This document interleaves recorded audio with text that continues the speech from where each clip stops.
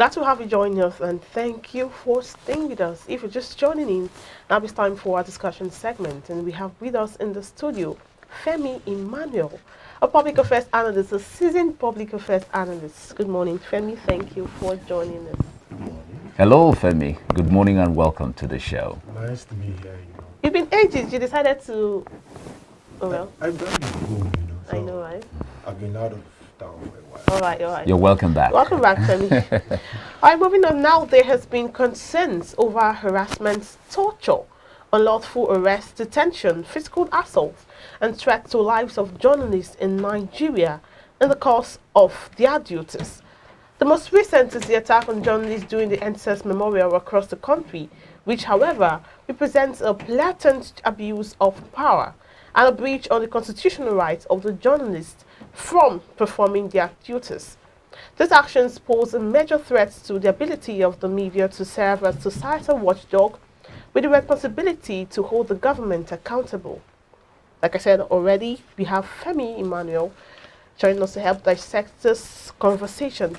Now, Femi, I'm sure you watched the clip. You saw the clip of journalists being harassed at the toll gate some days back, and also on the Nnamdi Kanu's the day of his trial in court, journalists were not allowed access to the courtroom, and also many more harassment of journalists. Would you agree that that's an abuse of power on the side? Now, the media is supposed to be the fourth tier of the government, holding the government accountable. Now, of course, dispersing information to people, because information is key. So what do you think? Three things quickly. I think to a very large extent, the media, there's an attempt to control the narrative of how the media reports what the government do, and on that side, I think there hasn't been a smooth relationship between the media and the present government. And on the other hand, also is where we're coming from, where so many people have the perspective that most of the journalists we have are brown envelope journalists, and then if they don't see brown envelope, they probably report something against whatever or the government in power. So now these are two sides, these are two extreme sides, and then bringing all of that together to create a balanced perspective. I think the government needs to come with clean hands, and then our media houses. What makes it a little more difficult right now is that the social media has made it difficult to actually control the narrative. Back then, when you have media like it's only TV or probably radio, it's easy to censor whatever information or people verify before it flies around, But right now, where the digital space has taken over quite a lot of things, it's really difficult to regulate and verify information before it's spread like wildfire. So, putting all of this side by side, I think the government needs to come out clean.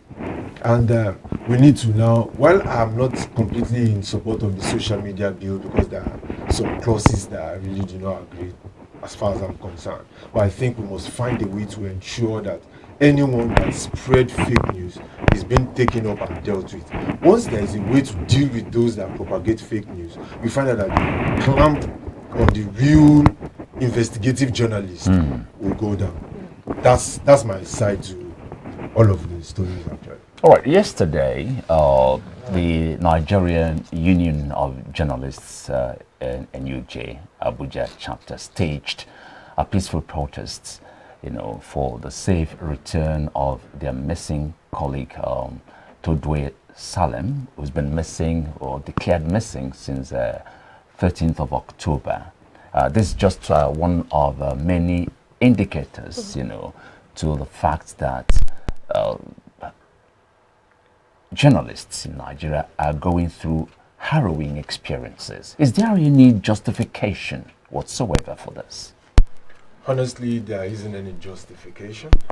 But let me start by saying we should, and I'm challenging the government, I'm challenging some of us that have the opportunity to talk to the media, that we should actually understand that beyond what we see, the faces we see on camera, they are humans. The journalists, newscasters, they are humans. They have emotions. They have challenges, and they are not exempted from whatever is happening in the country. The hike in prices of everything, they are not exempted, and we should understand that most of them are speaking and expressing themselves just like any other members of the society. So that anyone will be kidnapped, abducted, or for any reason is in fact is a slap on the government, because one of the major work of the government is security of lives and properties.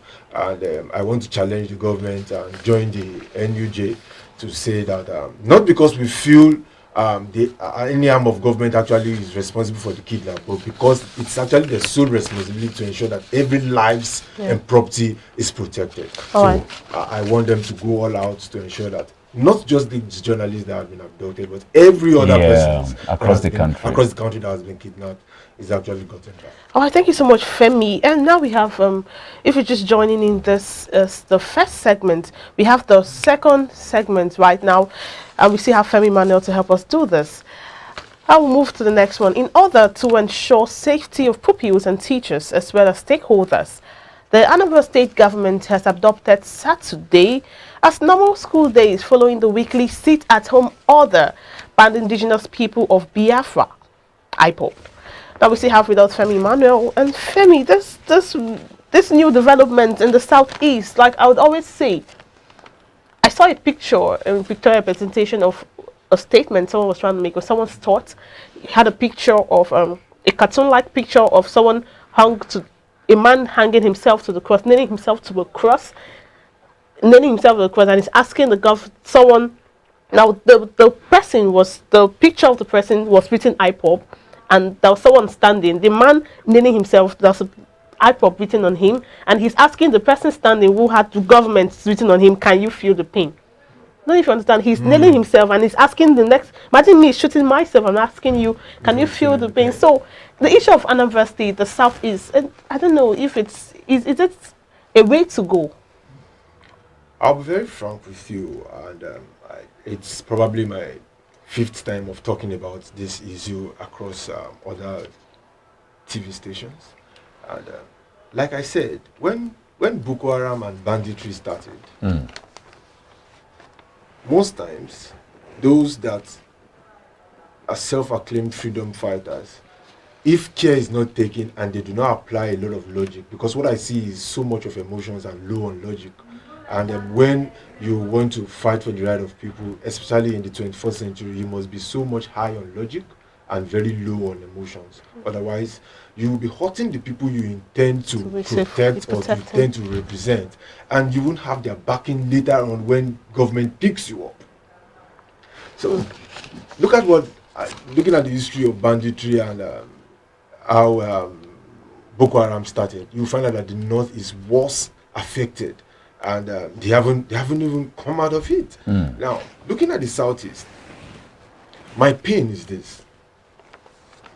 One, government, we can't continue to wait for the federal government.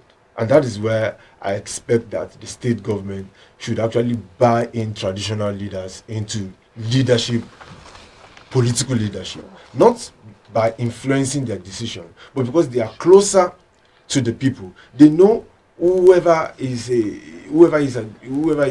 behaving anyhow within their community. They know whose house is probably destroyed and who has the tendency of creating a reprisal attack, because they are closer to the people. Now, but we have a system of government where we look at this federal, the state, and the local government, and even in the local government we are not carrying our traditional leaders along. So there is no way we can solve some of these crises without making traditional leaders stakeholders. That's number one. Number two, I fear for the fact that most of the major, that state has several billionaires whose investments are probably not in that state. That's the challenge. That's the irony of it. Most of the investments are actually not in that state, because you wouldn't you won't have so much of your investment in the state, and you not want to speak to protect your investment. Now, I'm bothered that it has gotten to a stage where the wealthy, the rich ones that are not even in politics are getting assassinated. Yeah, Soludo was attacked weeks back. And you'll be surprised that despite the fact that election is quite close, nobody's campaigning there. Some of them are campaigning in Lagos and neighboring states. Going forward, when Southern Kaduna was attacked, we shout at El Rufai. When the toll gate, when the military visited the toll gate during the NSAS, exactly a year ago, we called out Sanwo-Olu. We need to call out our state governors. By virtue of the constitution, they're the #1 chief security officer of the state. They have funds. So now, Femi, sorry, I want to streamline this conversation down to the educational system. Now, the fact that there's a seat at home in Anambra State or the southeastern states now, and they are trying to improvise by making Saturday a normal school day, which normally is not supposed to be. It's not a norm. So I'm looking at the insecurity in the state and the effects of it on education, the educational system in the southeastern states.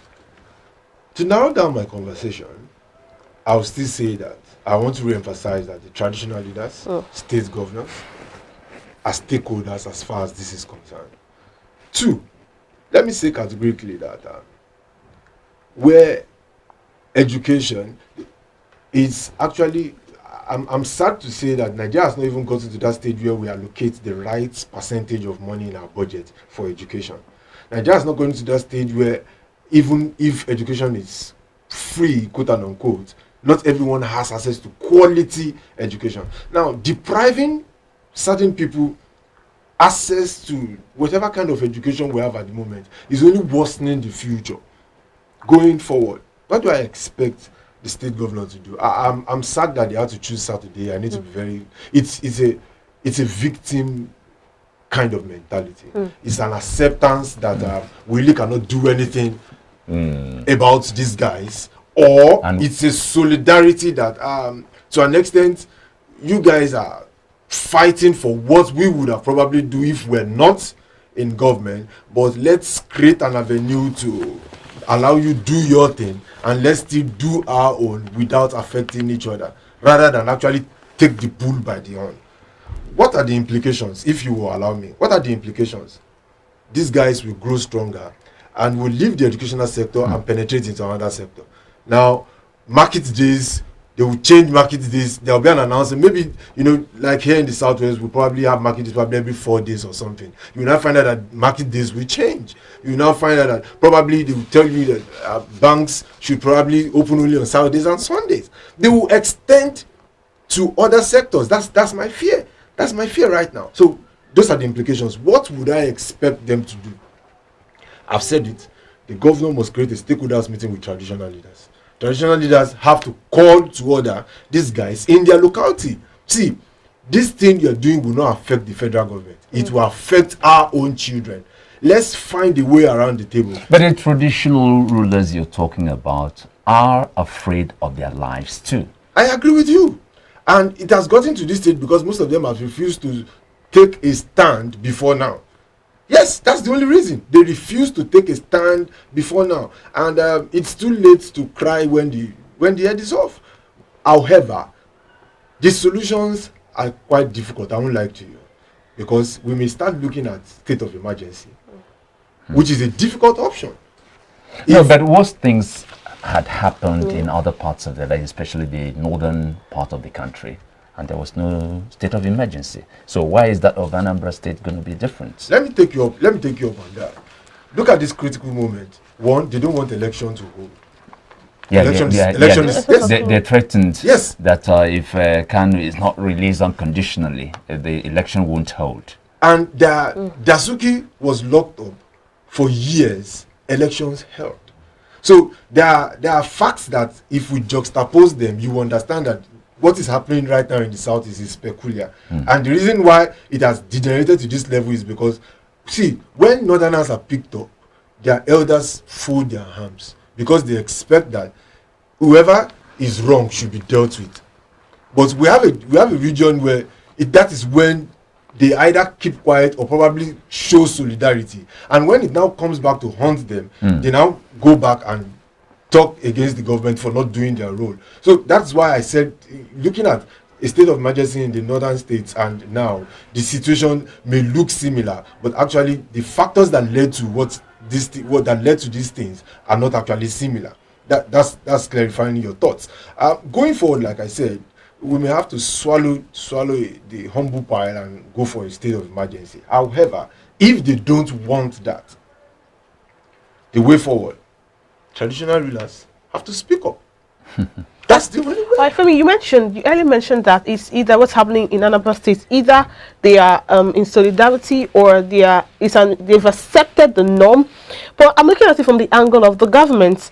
While, just my thoughts, while trying to work on ensuring lives and properties of the citizens of Anambra State, they are still trying to make education possible. And the commentary I read, in order to ensure safety of pupils and teachers, as well as stakeholders. So rather than just fight, they could be doing a background fight, and why they still want these students to go to school.